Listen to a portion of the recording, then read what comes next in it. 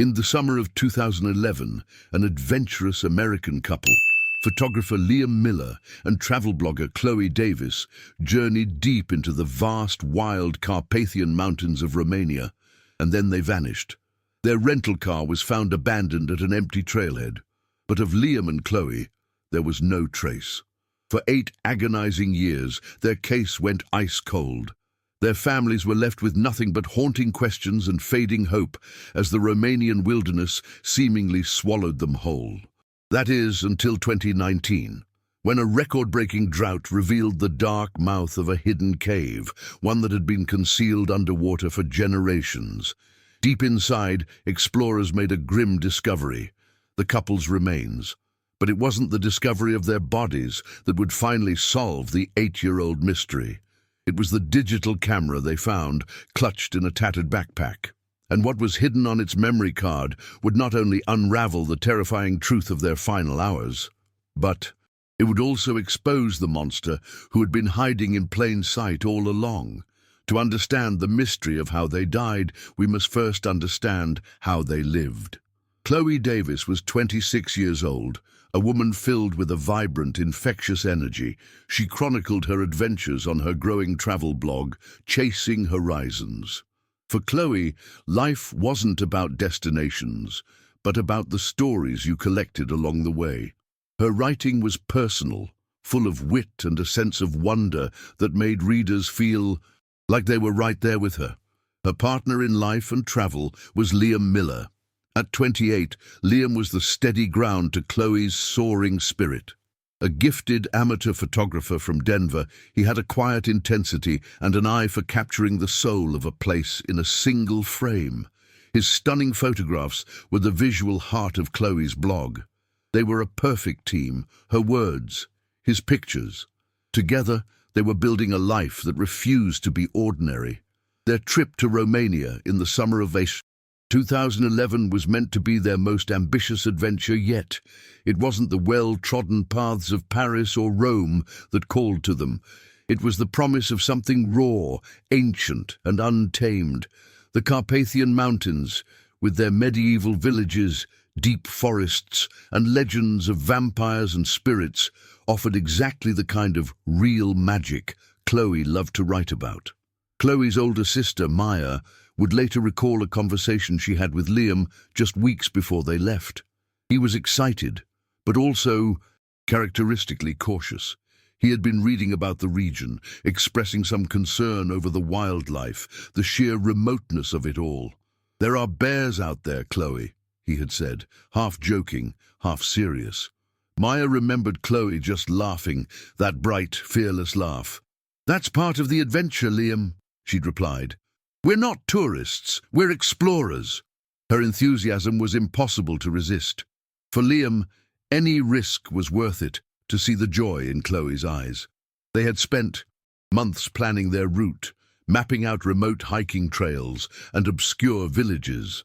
It was a journey designed to take them far from the familiar.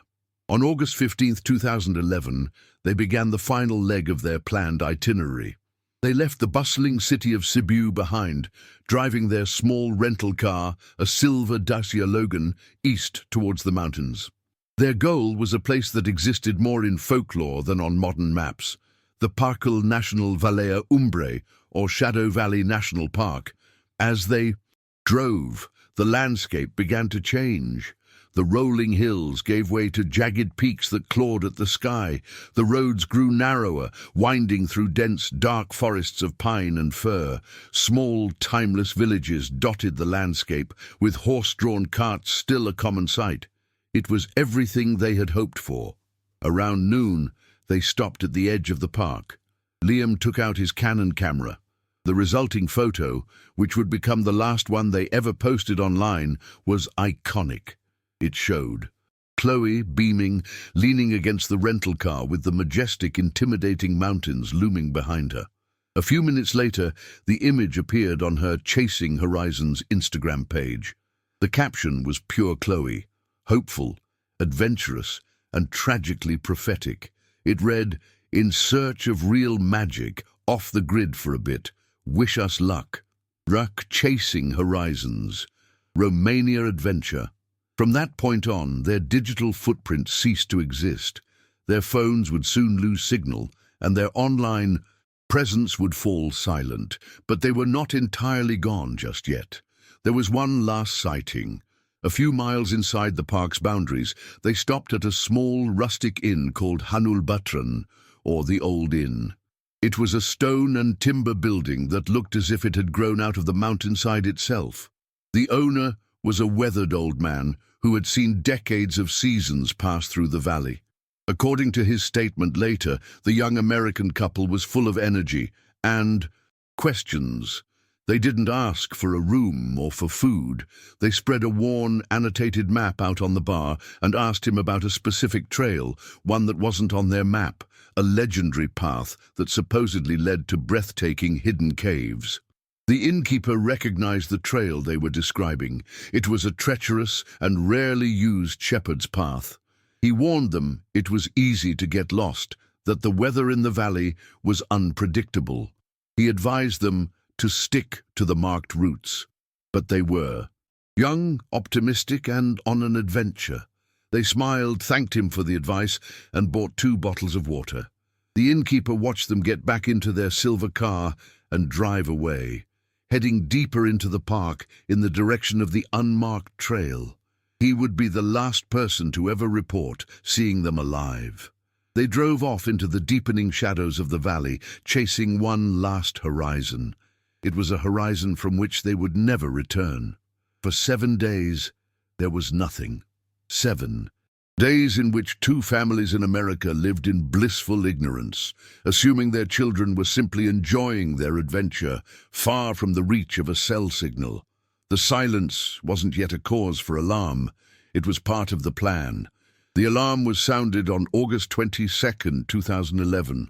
A park ranger making his rounds in the Valea Umbre noticed a silver Dacia Logan that had been parked at the same remote trailhead for days.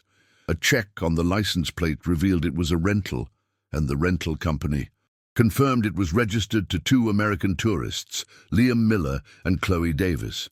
They were scheduled to have returned the car 2 days earlier. Suddenly, the silence became ominous. The local police force, headed by Chief Inspector Vasile, was called in. Vasile was a man in his late 50s, a career policeman who knew the valley and its people intimately. He understood the dangers of the wilderness, the sudden storms, the treacherous terrain.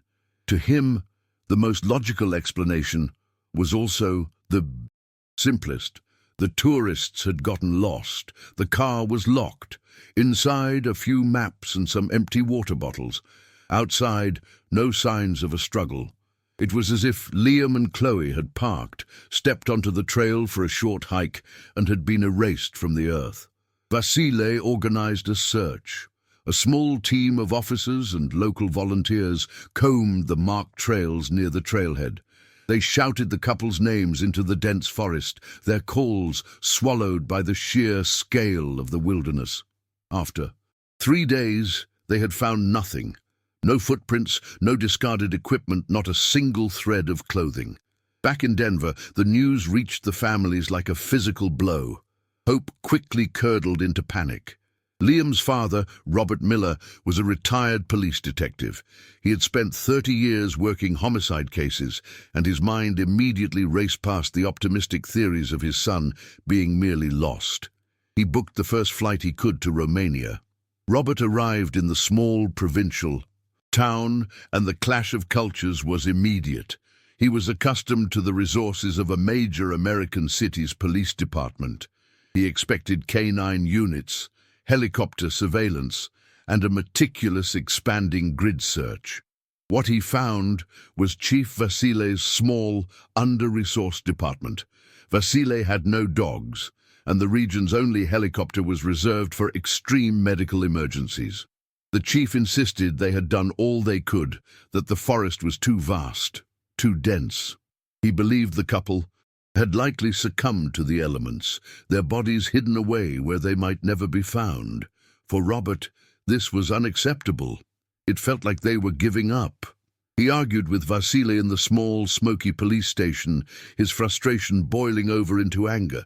He tried to organize his own search, hiring local guides with his own money, but he was a stranger in a foreign land, lost in a sea of bureaucracy and language barriers.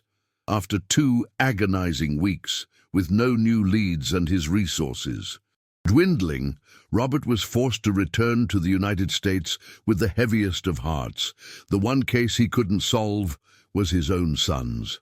Meanwhile, Chloe's sister, Maya, launched a different kind of search. She created the Find Liam and Chloe page on Facebook. The page exploded overnight. Their story, accompanied by Liam's beautiful photos and Chloe's hopeful smile, was shared tens of thousands of times. People from all over the world offered prayers, theories, and support. For a few weeks, it felt like the power of global connection might just locate them. But as weeks turned into months, the posts became more desperate. The leads sent in by internet sleuths led nowhere. The viral momentum slowed, and the page became a quiet digital memorial, a place of mourning for a loss that couldn't yet be named. The first year passed, then a second. The official investigation in Romania was declared inactive. For the rest of the world, the story of the 2 missing tourists was a fading headline, a forgotten tragedy. But for the families, the silence was a living entity. It was a constant presence at the dinner table, an extra weight in every room. For Robert Miller, every day was a personal failure. He replayed his last conversation with Liam, searching for a warning he should have given. He pored over maps of the Carpathian Mountains, his old investigative instincts tormenting him with endless unanswerable questions. The man who had brought closure to so many other families found none for himself, and the bitterness settled deep within him. For Maya, the silence was a different kind of torture. It was the loss of a shared future. Chloe was supposed to be her maid of honor. In 2014, when Maya walked down the aisle, there was a bouquet of Chloe's favorite flowers laid on an empty chair in the front row.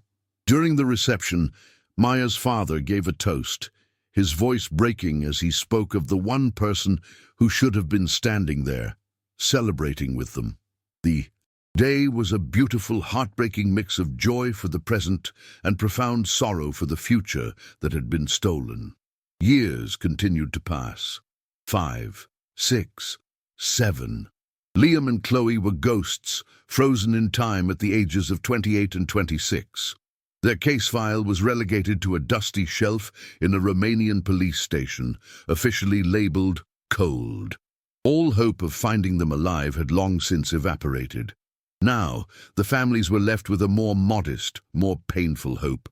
The hope of simply knowing what happened, to give them a proper burial, to have a place to lay flowers, to finally be able to mourn. But the wilderness kept its secrets. The valley remained silent, and it seemed for all intents and purposes that the story of Liam Miller and Chloe Davis was over. For 8 years, the valley kept its secret. The case of the missing American tourists became a sad local footnote, a cautionary tale whispered to travelers who strayed too far from the marked paths. The forest was vast, and its memory was long. But in the late summer of 2019, an even older force would change everything: the weather. A severe, unprecedented drought had gripped the region for months. Rivers shrank to trickles, and landscapes that had remained unchanged for generations were suddenly altered. It was this act of nature that would finally break the years of silence. On August 29, 2019, 2 geology students from the University of Cluj-Napoca were deep in the Valea Umbrei. Andrei Popa and Alex Dinu were working on a summer project, mapping mineral deposits and rock formations in the park's remote backcountry. They were scientists, driven by curiosity and a love for the Earth's hidden structures. Following the bed of a creek that had been reduced to cracked mud and stones, they noticed something that didn't appear on any of their geological surveys. Tucked beneath an overhang of rock was a dark, narrow opening, the mouth of a cave, which for decades, perhaps centuries, had been hidden behind the cascading water of the creek. Intrigued by the possibility of discovering an undocumented cave system, they switched on their headlamps and decided to explore. The air that flowed out was cool and musty, carrying the scent of deep earth and damp stone. The entrance was a tight squeeze, forcing them to crawl on their hands and knees, but it soon opened up into a larger, more spacious chamber. The beams of their headlamps danced across ancient walls, revealing the soft, pale colors of limestone and granite. Their voices echoed in the profound silence. They were the first humans to set foot in this place for a very long time. They pushed deeper, moving through a narrow passage into a second, more secluded chamber. And that's where their scientific expedition came to an abrupt and horrifying end. In the center of the chamber, illuminated by their lights, was a tattered, moldy backpack. It was a modern hiking pack, shockingly out of place in the ancient cavern. Lying near it was a scattering of bones, unmistakably human. As their eyes adjusted to the grim scene, they saw a second set of skeletal remains a few feet away. For a moment, there was only the sound of their own breathing. The thrill of discovery had vanished, replaced by a cold, numbing shock. They were standing in a tomb. Alex, the younger of the two, backed away, his face pale. But Andre, holding his light steady, took a hesitant step closer to the backpack. It was partially unzipped. With a trembling hand, he reached out and pulled the fabric open. Inside, among the decayed remnants of a book and some clothing, was a small, black, waterproof bag. A dry bag, the kind used by hikers to protect electronics. His heart pounding, Andre opened the seal. He tilted the bag, and into his gloved hand fell a single object. A Canon PowerShot G12 digital camera.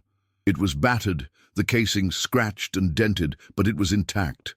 Andre turned to his friend, his voice barely a whisper. "Alex," he said, holding up the camera. "Get your phone, call the police right now." The discovery of that camera in such an unlikely place left investigators with more questions than answers. It's incredible how a single item, a small piece of dormant technology, can rewrite history. If you, like me, are fascinated by these mysteries, consider subscribing to the channel so you don't miss a single twist. Within hours, the once peaceful corner of the valley was swarming with police. The cave, which had held its secret for 3,000 days, was now an active crime scene, cordoned off with yellow tape. Every bone, every scrap of fabric was meticulously catalogued, but all eyes were on the small black camera. It was carefully placed in an evidence bag, a silent witness that had been waiting 8 years to tell its story. The question now was, could it still speak? The news of the discovery in the Valea Umbre sent a shockwave through the National Police headquarters in Bucharest. The cold case of the missing Americans was suddenly and tragically active again. The file was pulled from the archives and handed to a new generation of investigators. This new inquiry would be led by Inspector Dragos Popescu. Popescu was a young, sharp, and relentless detective with a reputation for solving complex cases. He was a man who trusted data and forensics over folklore and intuition. He represented everything the original, overwhelmed investigation was not. His first official act was not to examine a map or a police report. It was to pick up the phone. Thousands of miles away in Denver, Robert Miller answered a call from an unknown international number. For 8 years, his life had been a flat line of quiet grief. But as the Romanian detective on the other end of the line began to speak, the world tilted on its axis. He was told that remains had been found, and they were believed to be those of his son, Liam. A similar call was made to Maya Davis. She was at work when she heard the news. She had spent years trying to build a life around the gaping hole her sister had left behind. In a single moment, that hole was ripped open once more. For both families, the call was a unique form of agony, a brutal end to the faintest whispers of hope. but also the first glimmer of answers in an eternity of silence. The remains were transported to the National Institute of Forensic Medicine in Bucharest. The scientific process was methodical and swift. Within a week, the official confirmation came. Dental records were a perfect match. The two skeletons found in the Cave of Hidden Bones were indeed Liam Miller and Chloe Davis. But the examination revealed a far more sinister truth. The forensic anthropologist identified multiple fractures on both sets of remains, concentrated on the skulls and upper bodies. The pattern was not consistent with a fall or an animal attack. It was the clear and unambiguous signature of blunt force trauma. This was no accident. It was a homicide. The 8-year-old missing persons case was now officially a double murder investigation, and Inspector Popescu knew he had only one real lead. It wasn't in the cave, and it wasn't in the old case files. It was inside the battered Canon camera. The camera and its precious SD card were sent to the Cybernetics Division of the Romanian police, a state-of-the-art digital forensics lab. The lead technician explained the immense challenge. The card had been exposed to microscopic humidity and temperature fluctuations for nearly a decade. Standard recovery methods could fail or even wipe the data forever. They would need to perform a delicate and complex procedure known as chip-off forensics. The technicians would physically desolder the tiny memory chip from the SD card's green circuit board.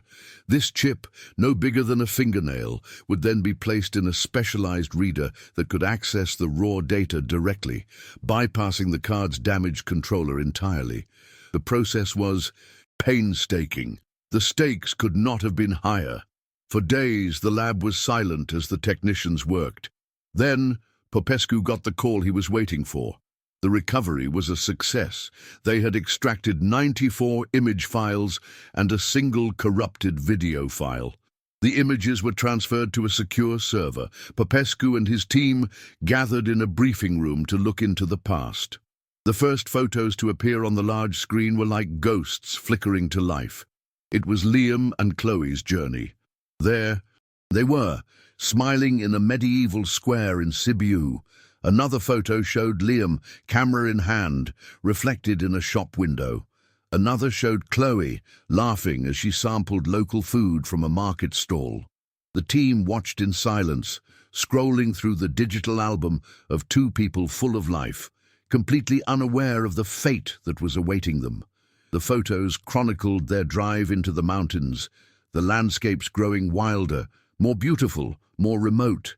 There was the final haunting selfie, the one they had posted online. But then the pictures changed. A new person appeared, a man somewhere in his 50s with a weathered face, a thick beard, and intense dark eyes. The first photo showed him at a distance, standing by a stream. The next one was closer. He was showing Liam something on a map, and then came the most chilling photo of all. It was a posed shot. Chloe and Liam stood on either side of the man. They were smiling for the camera, but their smiles looked strained, tired. The man was not smiling. He stood rigidly between them, staring directly into the lens with an expression that was neither friendly nor welcoming. It was the cold, hard stare of a man who owned the mountains and was merely tolerating the presence of intruders. Popescu zoomed in on the man's face. The image was perfectly clear, a high-resolution portrait of a potential killer. The old theories of bears, of getting lost, of tragic accidents were instantly and completely obliterated. They were not alone in that valley. They had a guide, and that guide was now the prime suspect in their murders. The case had been blown wide open. They had the face of a ghost, captured on a memory card that had waited 8 years in the dark. Now the hunt was on to find his name. With a clear image of their suspect, Inspector Popescu's team launched the most critical phase of the investigation, giving the ghost a name. Copies of the photograph were printed, and detectives fanned out across the scattered, isolated villages of the Valea Umbre. This was painstaking old-fashioned police work, a stark contrast to the high-tech forensics that had given them the lead. They went door to door, visiting remote farmhouses and village pubs, showing the stoic, unsettling face to shepherds, farmers, and shopkeepers, but they were met with a wall of silence. The people of the valley were insular, deeply private, and held a generational distrust of outsiders, especially the police from the city. Most simply shook their heads, claiming they had never seen the man. Others would stare at the photo for a long moment, a flicker of recognition in their eyes, before denying it. Popescu sensed they were hiding something, but he couldn't force them to speak. After a week of dead ends, they got what seemed to be their first break.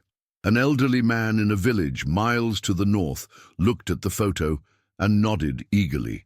He claimed he recognized the man. He wasn't a local, the man said, but a German tourist, a hiker who had passed through the area several years ago. He even offered a name, something that sounded like Klaus. The lead seemed promising. It sent the investigation down an international rabbit hole. Popescu's team spent the next 2 weeks liaising with German authorities and Interpol, searching for a Klaus who fit the description and had traveled to Romania. They cross-referenced border crossings and flight manifests. Every search came up empty. The German tourist was a phantom. The promising lead had been a frustrating and time-consuming red herring. Morale was low. Popescu realized that showing the face was not enough. The fear he saw in the locals' eyes was a barrier he had to break through.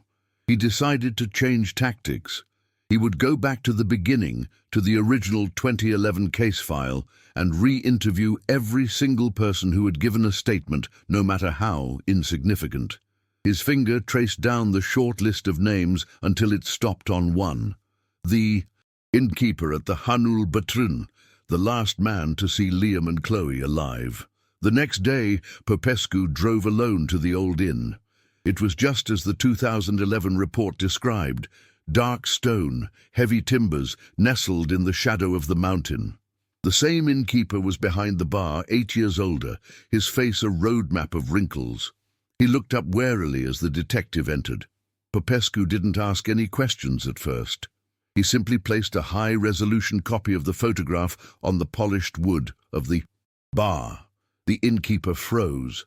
His eyes, which had been dull with age, sharpened with instant recognition.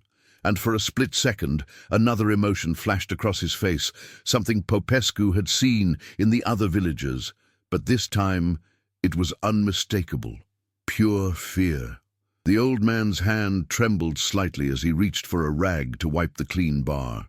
He started to shake his head, the practiced denial already forming on his lips. But Popescu held his gaze. He spoke in a low, calm voice. 8 years. Ago, 2 people died after leaving your inn, he said. Their families have waited all this time for an answer. You have an answer. I can see it in your eyes. It is time to tell the truth. The innkeeper's shoulders slumped. He looked at the photograph again, then out the window towards the mountains, as if searching for a shadow among the trees. The internal conflict was palpable. For 8 years, his fear of the man in the photograph had kept him silent. But now, confronted with the certainty of the detective and the weight of his own conscience, the dam of silence finally broke. His name is Iosif, the old man said, his voice raspy. Iosif Baciu. He told Popescu everything. Iosif was not a tourist. He was a creature of the forest, a hermit and a poacher who had lived in the mountains his entire life.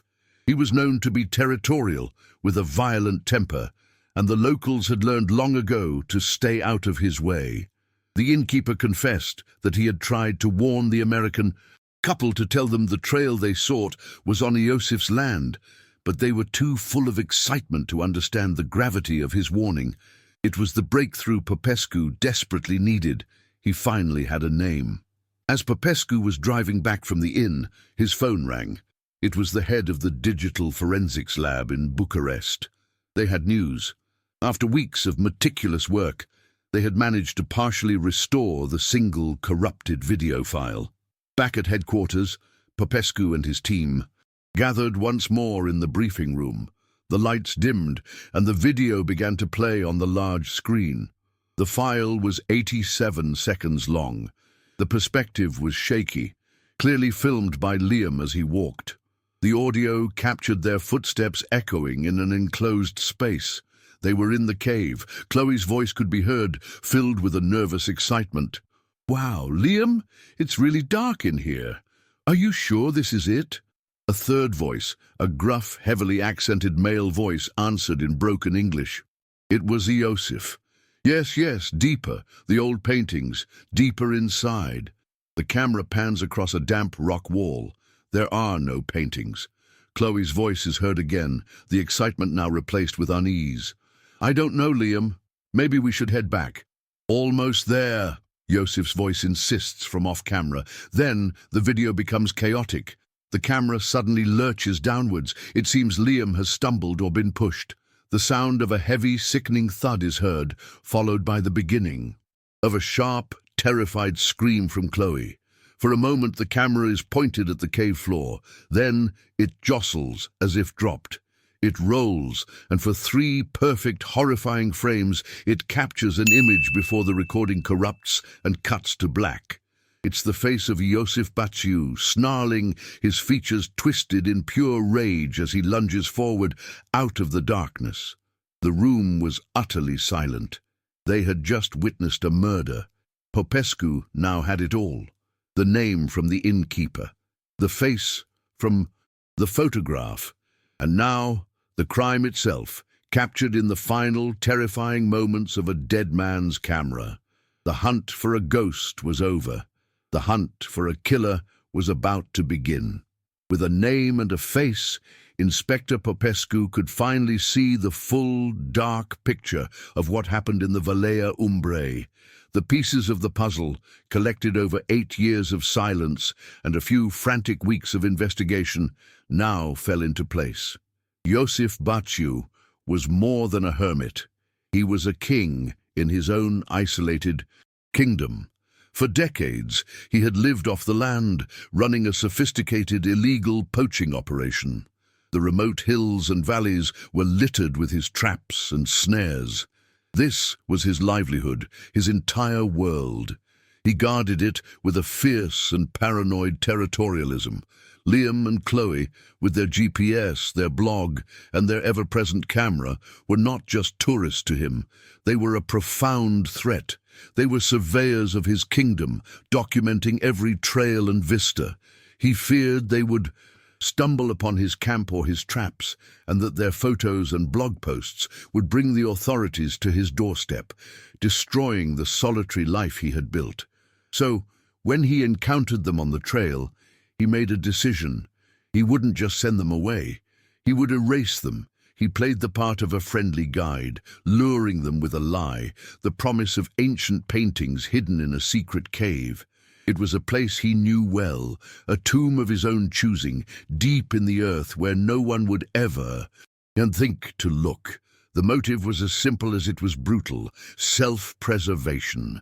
He killed 2 innocent people to protect his secrets. Now Popescu had to bring him in. A team of highly trained tactical officers was assembled. An operation to raid Iosif's remote cabin was planned with military precision. They knew he was a skilled woodsman and potentially armed and dangerous. They would move in at dawn. Under the cover of morning twilight, the heavily armed unit moved silently through the forest, surrounding the crude, isolated cabin. On Popescu's command, they stormed the property. The raid was swift and overwhelming. Iosif Baciu, the ghost of the mountains, was taken into custody without a fight. He seemed more surprised than resistant, as if he truly believed he was untouchable in his wilderness fortress. In the interrogation room in Bucharest, Iosif was a different man. Stripped of his familiar mountains, he sat under the cold, fluorescent lights, looking small and defiant.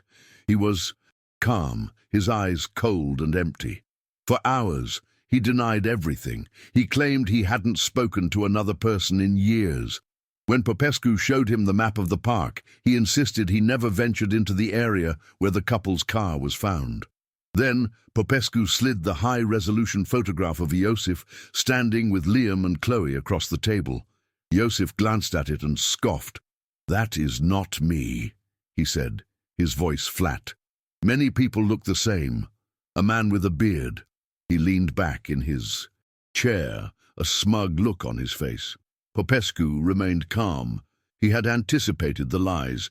He knew that physical evidence, even a photograph, could be disputed by a committed denier. But he had one more piece of evidence, one that could not be denied. It was an exhibit that Iosif had created himself. The inspector placed a small speaker on the table. "You are right, Mr. Baciu. Photographs can be deceiving," Popescu said. "But the human voice is like a fingerprint, and so is the sound of murder." He pressed play. The sounds of the cave filled the sterile interrogation room, the echo of footsteps, Chloe's nervous voice, and then Iosif's own gruff voice, speaking the exact words he had spoken 8 years ago. "Deeper, the old paintings, deeper inside." Iosif's smug expression faltered. His eyes widened slightly. He leaned forward, listening to the voice from his past. He heard Chloe's fearful plea to turn back. He heard his own insistence, and then he heard it. The sound of the camera falling, the sickening, heavy thud of the rock he had used, and the beginning of Chloe's final, terrified scream, cut short as the recording ended. The sound faded, leaving a ringing silence in the room. Iosif stared at the speaker, his face ashen. The cold defiance was gone, replaced by the slack-jawed shock of absolute recognition. The sounds had transported him back to the dark, damp cave, back to the moment of his crime. He was trapped, not by a photograph, but by an echo. His entire facade crumbled. He buried his face in his hands, and a low, guttural sob escaped his lips. The dam of denial had been shattered by the sound of his own violence. He confessed everything. He told them how he had struck Liam from behind with a large rock, killing him instantly. He described how Chloe had screamed and how he had silenced her with the same brutal efficiency. He admitted to dragging their bodies deep into the second chamber of the cave, hiding them in the darkness. He had tossed their backpack in with them, believing that in this forgotten hole in the ground, his secret would be safe forever. With the culprit's confession, the brutal truth finally came to light, proving that perseverance and technology can overcome decades of silence. If stories of justice like this inspire you, leave a like to support our research. The mystery of what happened to Liam and Chloe was finally solved. The only thing left was to count the cost and find a way to deliver a justice that had been delayed for nearly a decade. The trial of Iosif Baciu was swift. Faced with his own detailed confession and the undeniable digital evidence from Liam's camera, there was no defense he could offer. He sat in the courtroom with the same cold detachment he had shown in the initial hours of his interrogation, a man wholly unremorseful for the lives he had taken. He was found guilty on 2 counts of first-degree murder and sentenced to life in prison without the possibility of parole. The ghost of the mountains would spend the rest of his days in a concrete cell, a world away from the wild forests he had once commanded. A public notice was also issued, officially clearing the name of the non-existent German tourist, closing every last loose end of the investigation. For the families of Liam and Chloe, justice was not a celebration. It was a somber, necessary, final chapter.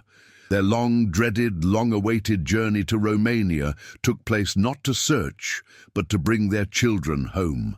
Inspector Popescu met them at the airport, personally overseeing the repatriation process.